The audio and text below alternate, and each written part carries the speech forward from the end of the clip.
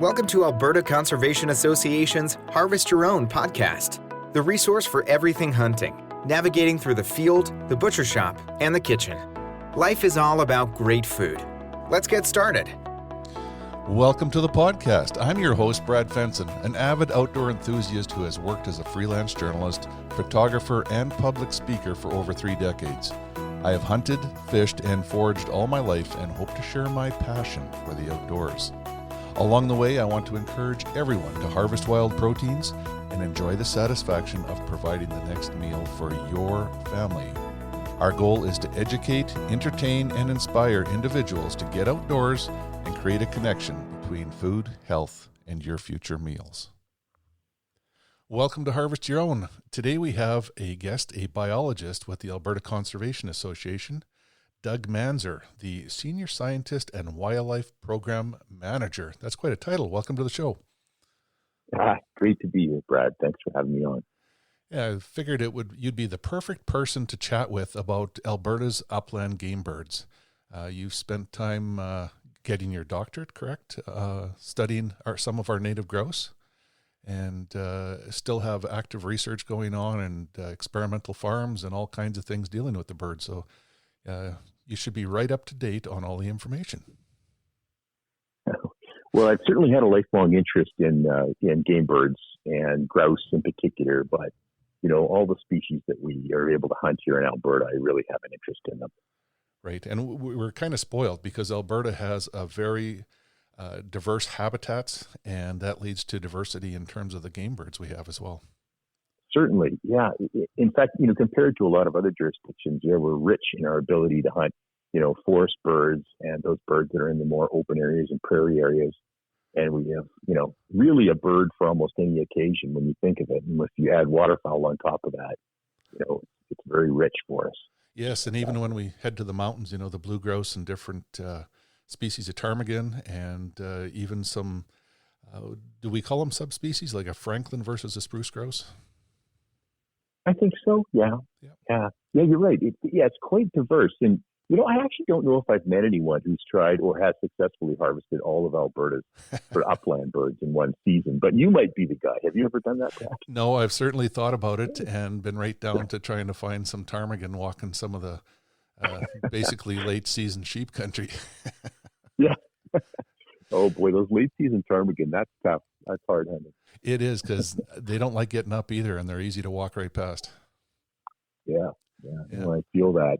I tried that a couple of years ago, and I was out there, I think, in November, and that was a bitterly cold pursuit, I'll tell you. Yeah. We should perhaps start a passport to Alberta's upland game birds, and hunters can go out and get a stamp for every species and see how many people could actually get them all. Yeah, it's an interesting one because you'd have to cover a lot of different terrain and have a pretty good knowledge of how they sort of partition themselves out across the landscape, and what particular species like and what others prefer instead. Absolutely. It would be, like you said, it would be very tough to achieve in 1 year, but I think anyone that set goals could do it over a number of years for sure. Yeah, absolutely. Yeah. And some of the ones, when I think of just, obviously with our forest grouse, our primary species, rough grouse and spruce and blues are a little bit tougher, probably in far fewer areas in Alberta, but those 3 are probably commonly harvested. And then our prairie birds, they're commonly harvested. But just having the time and the motivation to do all of them and then add in ptarmigan on top of that, that's where it gets challenging. Yeah, it's as a sheep hunter, I've run across several places where there's actually good populations, so it narrows it down, but it's never easy to get to. Yeah, and you're obviously not running around up there with a scattergun, so that probably makes it a challenge. Yeah, no, that's no more extra weight, no packing things that make loud noises, so it makes it interesting. Yeah. Maybe we could talk a little bit about native upland birds versus introduced or non-native. Yeah. So we have, like in the province, we've got 3 non-native upland birds, and that's including wild turkeys. And then in addition to that, we have pheasants and gray partridge, which are commonly referred to as Hungarian partridge or Huns. Right. And so, for the most part, sharp-tails are really distributed across the province. And if I was just characterizing them, because they use so many types, or they're distributed so broadly, all the way from Alaska really down to Oklahoma, that, the common characteristic that you would associate with a sharptail and all the subspecies of sharptails is that they're an open area bird. So even in a forested landscape, if you have a really large burn that goes through and might clear out, an area that might be 10 kilometers by 10 kilometers, you potentially could have an area like that might be colonized over a period of time by sharptails. And the same would hold true with some of the large open boggy areas in the north. As long as it's open and devoid of really tall trees or trees, really, you can have sharptails that'll live in those systems. We more commonly think of them as being within Alberta as being in the open areas of the parkland. So areas of parkland that have broad open spaces. And I would say that at a landscape level, that would be, like 3/4 or at least a section of land open in an area, and, mostly native grasses. And then throughout the prairies where they're more common, or often more common, and then it's basically grassland as opposed to cropland. Right. They are an amazing bird. It's the only species I've seen while up in the Arctic on the Dempster Highway, like you said, in Burns, the big Chisholm burn that went through south of Slave Lake many years ago holds an incredible amount of sharptails, and they've certainly been able to find it and colonize it, or I guess they were always there, but the habitat conditions improved for them in the short term until the trees start growing back and their populations boom. Yeah, and I haven't hunted in that area, although I was up at Dempster, as you know, already this past fall, and I didn't have a chance to see sharptails, but there was a bridge closed and we couldn't get quite far enough up the highway, I think, to where we would have had a better chance of seeing them. But it is amazing to me that they will colonize an area that frankly didn't have sharptails historically, and yet it might be 100 kilometers away from where a known sharptail lek might be, and where would be suitable habitat. And sooner or later, well, not all the time, but they often are able to find those spots. And, no one has really been able to explain that, because, I've certainly looked, but I've never seen migrating sharptails flying in the air like ducks. So no, it is a strange phenomenon, though, like to have them move that far and not know if the habitat's there to support them is a risky move, no matter what part of the population is doing it. Yes, for sure. Yeah, it's a curious thing. Yeah, it makes it interesting. And then I guess the easiest way to tell the native birds from non-native is just to look at their feet.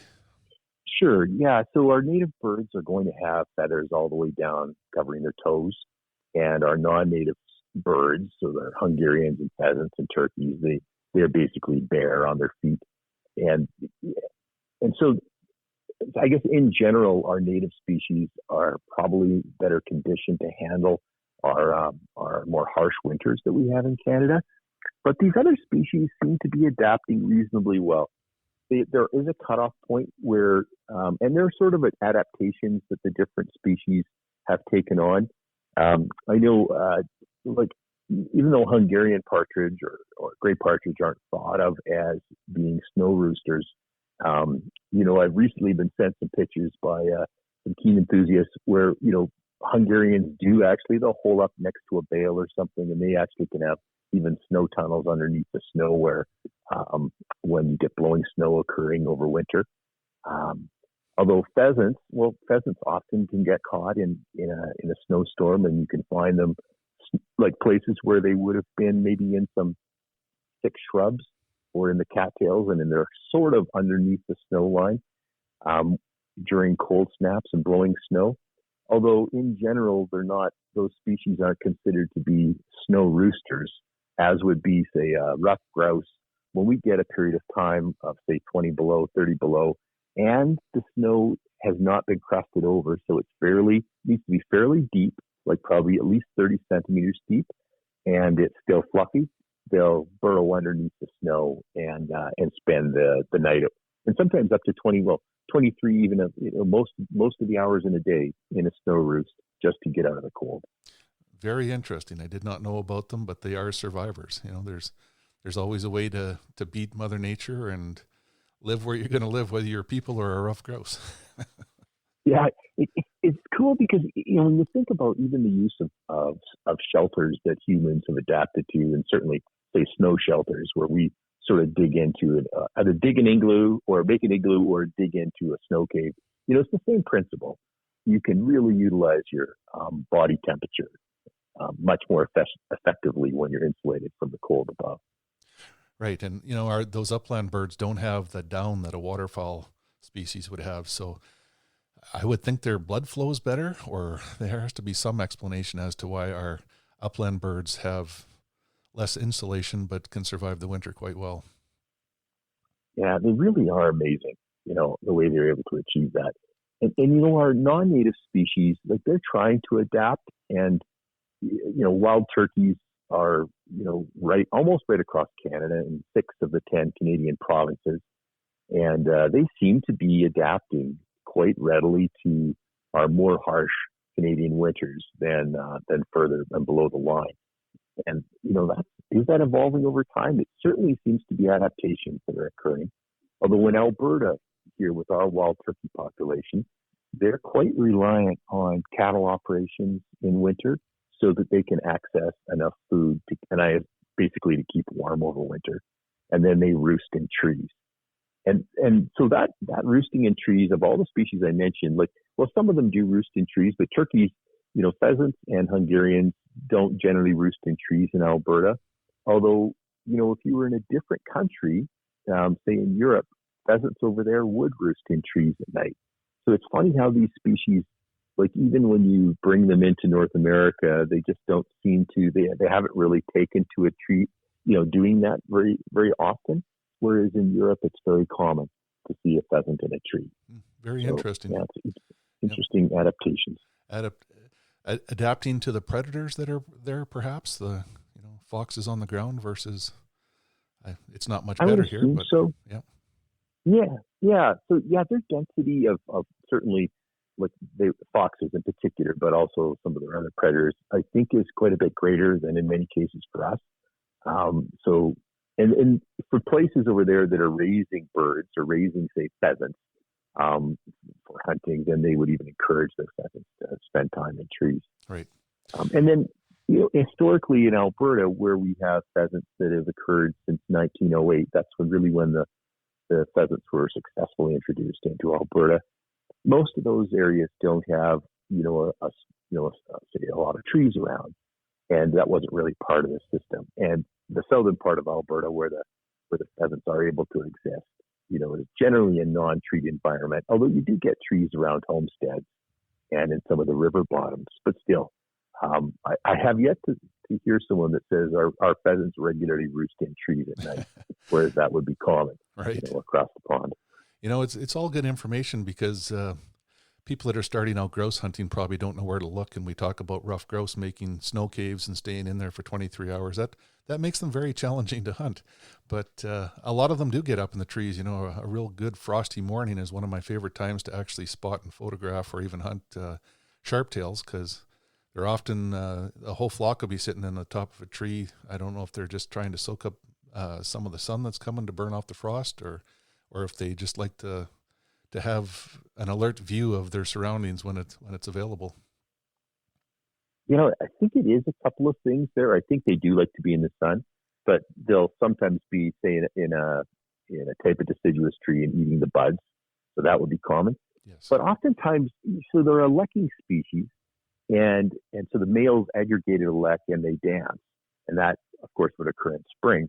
But in fall, sort of during the same photo period, so the middle of October, there'll often be these congregations of males on leks, and they'll dance a bit. And I think that sometimes those females, they'll get up into trees and they'll be listening, for dancing in the distance.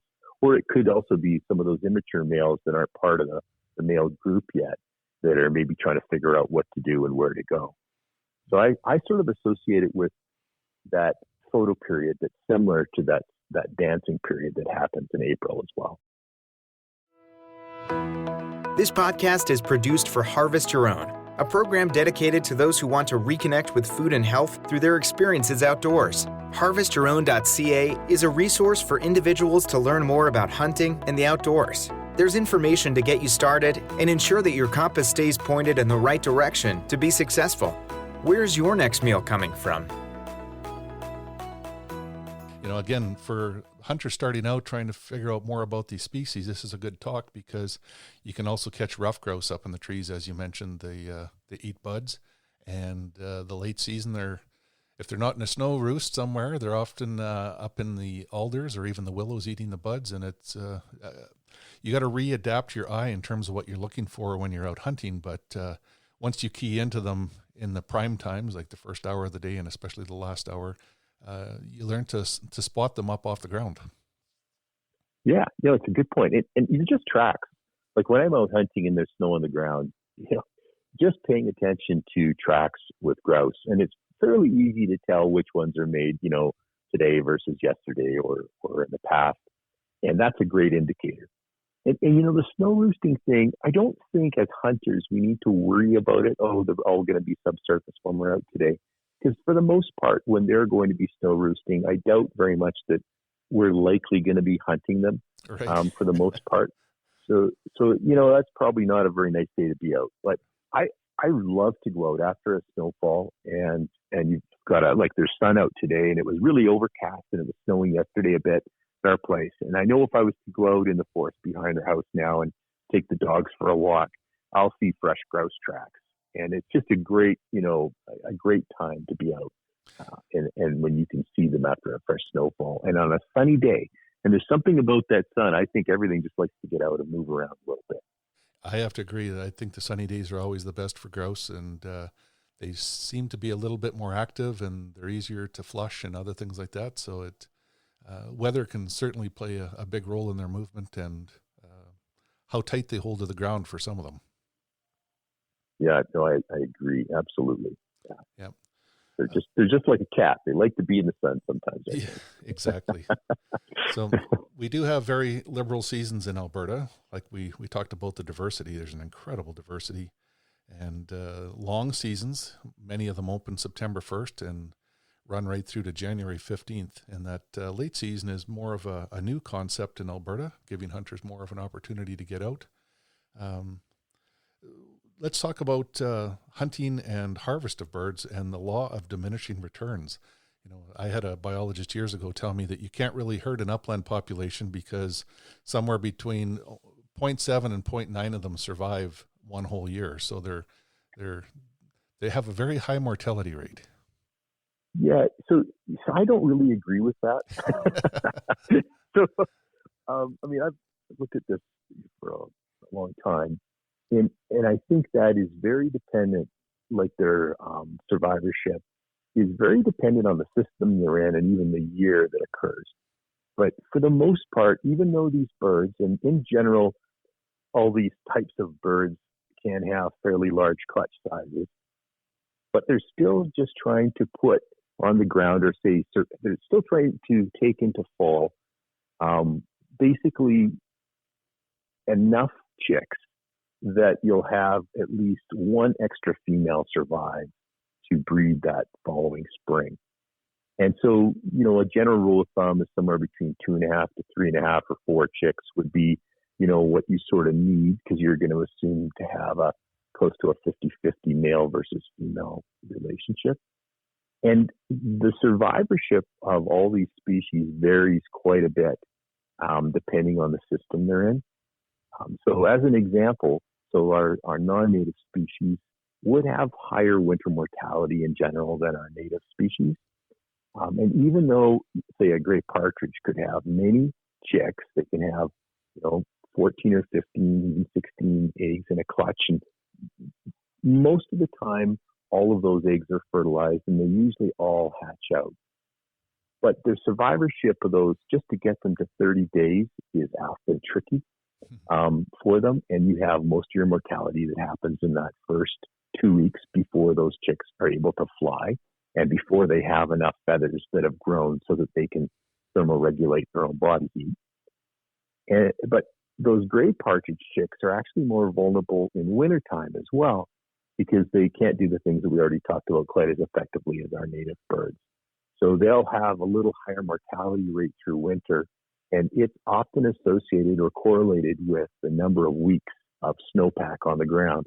So a winter like this, where we haven't really had much snowpack in many areas where there's gray partridge that occur, especially in southern Alberta, where you can have a snowfall and it will burn off in a week or two, that's a great winter for those birds. So I would anticipate that they would have higher winter survivorship this year. But they would still likely lose.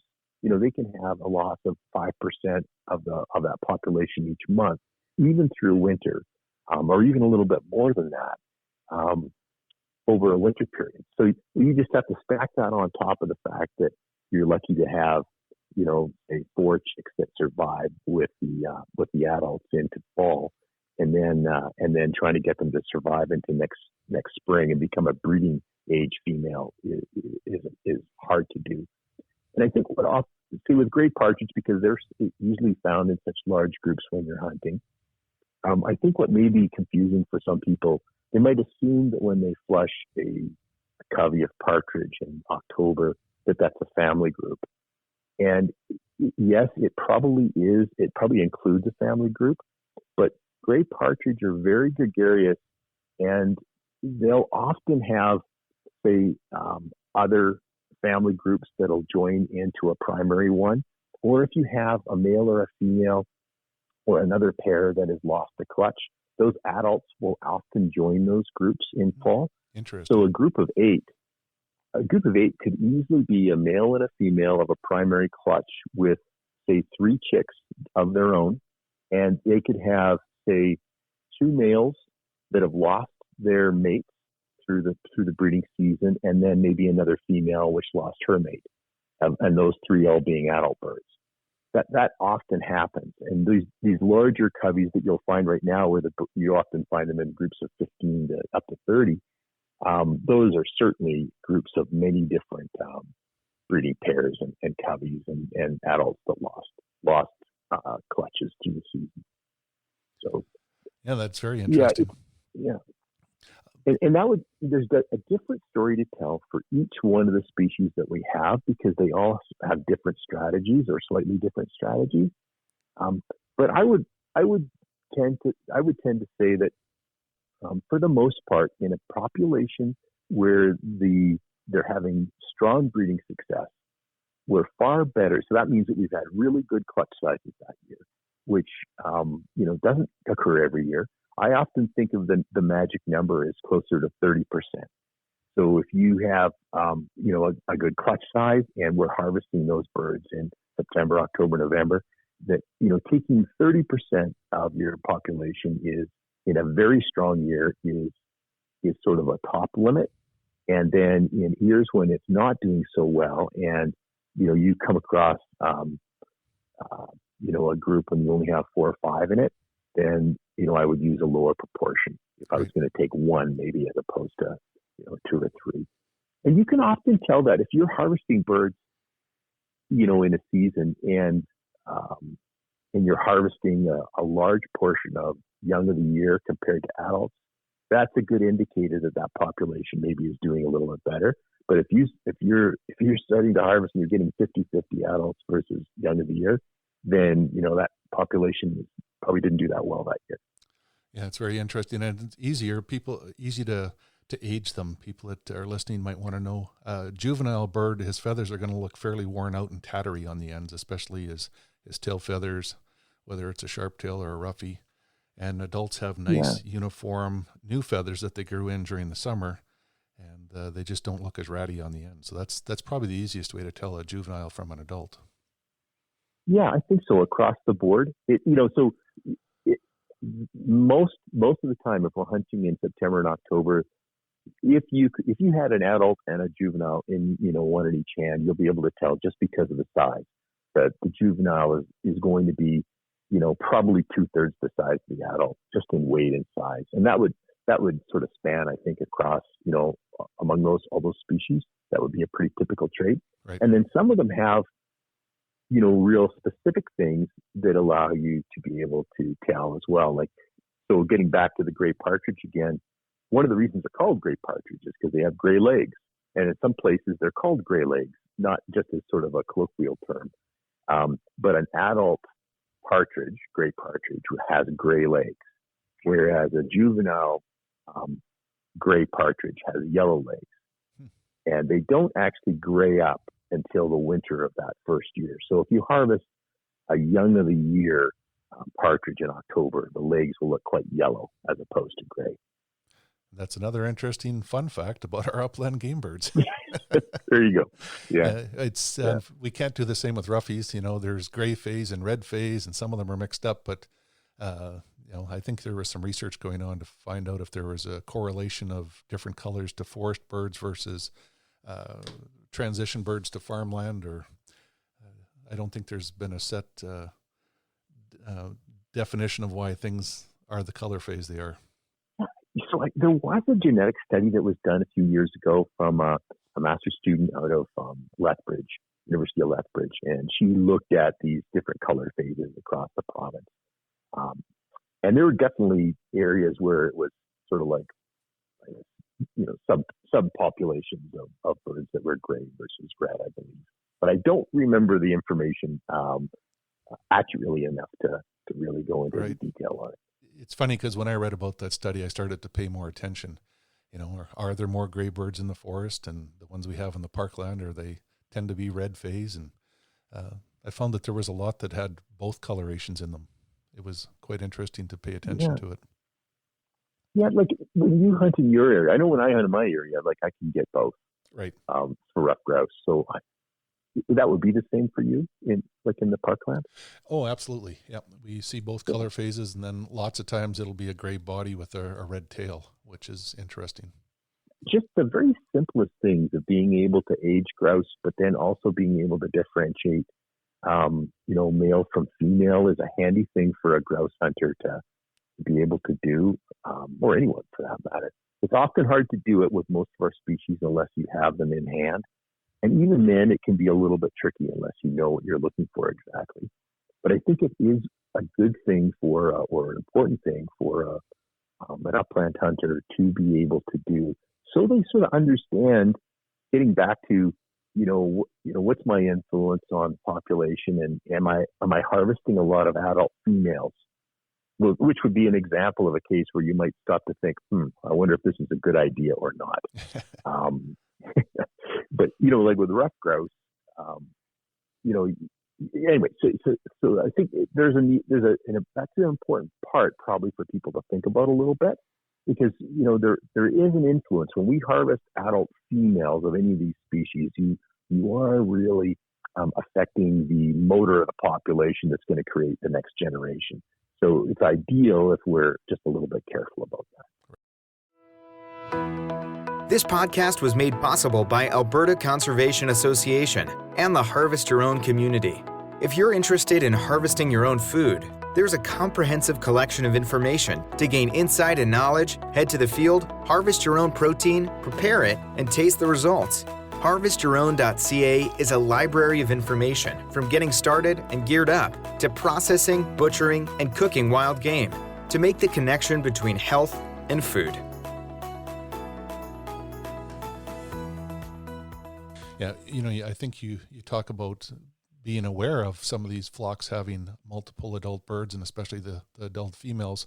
Hunting strategies can be important too. Anybody that's read Robert Ruark, The Old Man and the Boy, probably read the portions in there about how he always made them leave 50% of the quail in their area because that was next year's stock. And if you tended to overharvest, there would be no birds the following year. Yeah, and that is, I remember reading that when I was a kid, and that certainly had an influence on me. And I would suggest that, so one of the things with bobwhite is, depending on the area that you're in, sometimes they'll have more than one clutch in a year. And that doesn't occur with any of our birds. And so if that happens, bobwhites can be, one pair could actually have two, or even, I think in some cases, even up to three clutches in a year. We don't have any of our upland birds that do that. And so that's why I get back to the 30%, and that's only in a good year. And understanding what a good grouse population is, or what a good Hungarian population is relative to the space that you're in, it takes a little bit of time for a hunter to figure out. But I always think of it in terms of the number of movements per hour, or movements even per kilometer that I walk.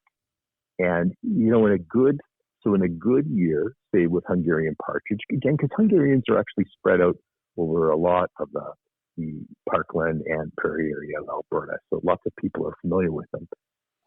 If I can move, you know, 4 or 5 coveys in an hour with my dog walking, that's a really good year. That would be contacts with 4 or 5 fresh coveys, let's say, not moving the same covey 4 or 5 times. That's a really good year, and it's not that common. Right. And I would say out of the last 10 years, we've had 2 of those years when it's been about like that. But in a bad year, or in a year when it's really low, you might be lucky to scare up a covey of maybe 8 or 10 birds, you know, maybe over an hour and a half or even 2 hours. And so that would be, you know, a poor year. And for every one of these species, and rough grouse, I would say, like, rough grouse, like, Alberta has had and documented information that suggests that we've had some extremely good years when you might be able to move, or you would have a density of, well, a few dozen rough grouse that would be in a quarter section. And you could have a fall density that would be several times greater than that. And so you might be able to move, you know, 10 birds in an hour, you know, in a really, really high year. But that doesn't occur very much in Alberta anymore. And I often find that you're lucky to be able to move, you know, a couple of rough grouse in an hour in an area that where the population is relatively low, where you might only have, you know, maybe 2 drumming males per quarter or per kilometer squared. And that's a relatively low grouse density. So getting back to the harvest side of that would, to me, that would suggest that if I only am moving, you know, a couple of grouse per hour for rough grouse, that I've got a relatively low population in there. And I would lean on the more cautious side of harvesting birds. And if I was in an area where I was, for whatever reason, you know, moving, 10 or more birds in an hour, then I'd be, you know, feeling like I could go up to 30% in there. Right. And it's a limiting factor on its own. Hunters that struggle to find birds have a shorter attention span, I believe. And on the tough years, I don't think the same effort goes in as when the birds are plentiful and, hunter success rate's high. Yeah. And I think it's really spotty too. Like, you can be in one area of Alberta, you know, I mean, it could just be 50 kilometers away, and you might have had some weather conditions, perhaps in June, which might have affected the hatch success in that given year. And then you can be 100 kilometers away, and either the habitat conditions or those environmental or climatic conditions may be quite different, and you can have much greater densities.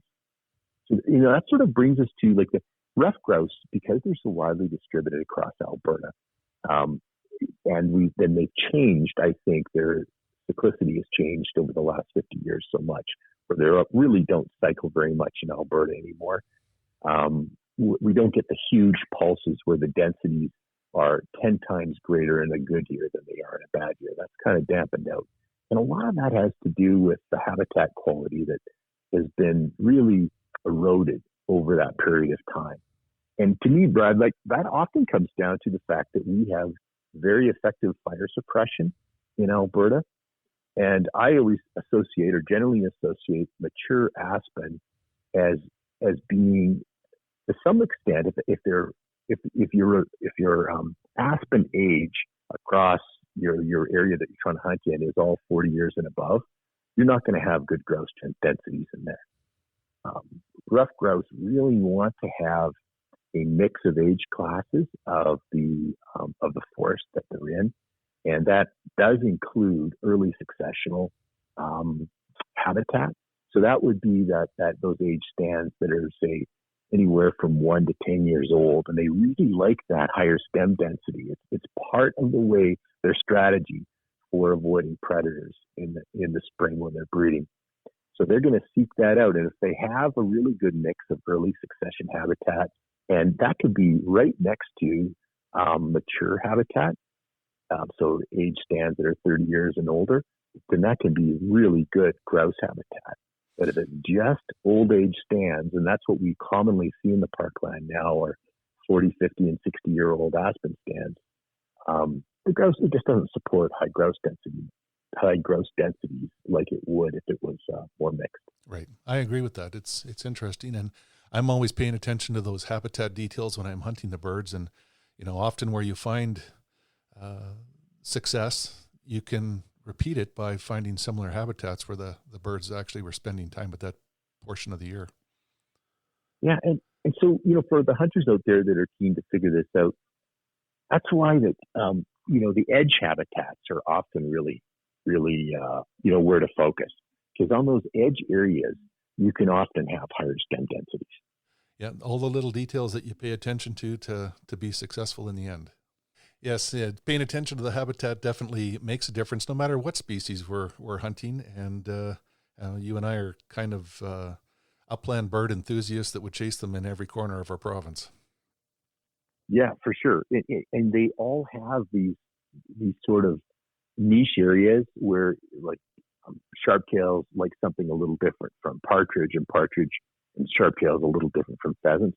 And yet you can find them all overlapping in one area, but there'll be reasons why they're there, and in other areas where all three species won't be there. And it just takes a little bit of time to figure that out as a hunter. But once you do, it really starts to make sense over time. And they all sort of have things that they desire more maybe than the other species. Right. And I generally, like, sometimes when people ask me about, say, pheasants versus sharptails or partridge, I sort of think about a pheasant a little bit more like a big whitetail or a white-tailed deer that really is more comfortable living in areas that have quite dense habitat to hide in. And a pheasant likes, some areas that are dense to hide in.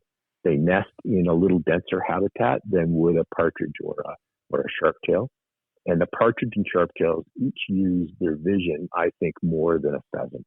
They want to be able to see their predators coming from a long distance off, whereas a pheasant is more comfortable hiding and being in more dense habitat and hiding from them. So I would put a sharptail or a partridge might be more akin to a mule deer that, likes to see something coming from several hundred yards off, whereas a pheasant might just hide there and let you walk right by. Adaptations for survival. Yeah, that's right. Yeah. Well, I'd be remiss on the Harvest Your Own podcast if I didn't ask you, what is your favorite upland game bird recipe? That's a good one. I think the one that I go to more often than anything else, so if that might make it my favorite, is really simple. So if I'm out hunting for a few days, what I'll do is I'll just take a little container and I'll just mix olive oil and balsamic vinegar in there, and I might even throw a few cloves of garlic. And I usually just carry that in a container, like a half-liter container or something. And if I'm harvesting, whether it's partridge or pheasants, or even sharptails on a trip like that, but usually say partridge or pheasants, I will just marinate those birds. Say if I harvest them today, I'll probably prepare them that night. I'll put them in a marinated bag overnight for eating the next day, and then the next evening I'll just grill them up for dinner. Nice. And it's a real quick and easy way to do it. But I love the sugar that you get out of that balsamic vinegar. It sort of it coats a little bit, and it just really sweetens up the meat. The char on there is what makes it so wonderful. Yeah, it's just a wonderful way to go, especially if you're hunting several days on the trot. It's very, very simple to do as well. So that's probably my go-to recipe for, in general, for those types of birds. Yes, and the other nice part about it is you can taste the bird. You're not overpowering it or trying to disguise it. And our upland game birds are wonderful table fare. They all have a little bit different flavors, but they're very nice to the palate. Yeah, if I get an older bird, and so one recipe that I've adopted from Hank Shaw is one that I would use sometimes for maybe older birds, older pheasants, but older sharptails as well. Is all just use sort of a deep fry approach with some flour and and then I'll make sort of a sauce out of it after I've deep fried it with sort of franks and honey and garlic. And it's definitely, anyone who eats that, they may have a hard time identifying that it's sharptail in there. But I find it to be, and then you just strip the birds and make them into almost like finger strips. And that's sort of an approach to maybe an older bird that's a little bit tougher or a little bit stronger. Certainly works well, and people generally love that, as long as they like the sweet heat. That always goes well with any of the upland game birds, and I've had some of the Hank Shaw's recipes as well. And Scott Lasith in the south, I've been down hunting birds with them, and it's always a treat to get to try them. I think that's a snipe recipe that I just described, the one that he used on snipe. But I've tried that on snipe too, and just doing the whole bird. Well, just having the bird on snipe, and then deep frying it, bones and all, and with sort of the flour coating on the outside, and that's fantastic. I love that. It sounds good. Yeah. Yes. Any other advice or wisdom for upland game bird hunters in the province? Well, I guess I would just encourage people to try the various species that we have, and maybe try something they're not particularly familiar with. And I would, try not to get discouraged if you don't, move a bird in the first 10 minutes. But I often think that people need to think about what the birds are using in an area to try and make themselves more successful. So that would be quite different depending on, the species that you might be utilizing. And, again, we could go through each sort of species and sort of tease that apart, but that'll probably take a little bit of investigation in order to be successful in the area that you want to go and hunt. And then a lot of it comes down to ideally having a dog. Like, a dog really makes your upland experience, I think, more rich, but also probably more successful, especially when you're looking for those more cryptic species like a pheasant, where they would very likely hide when you walk by them.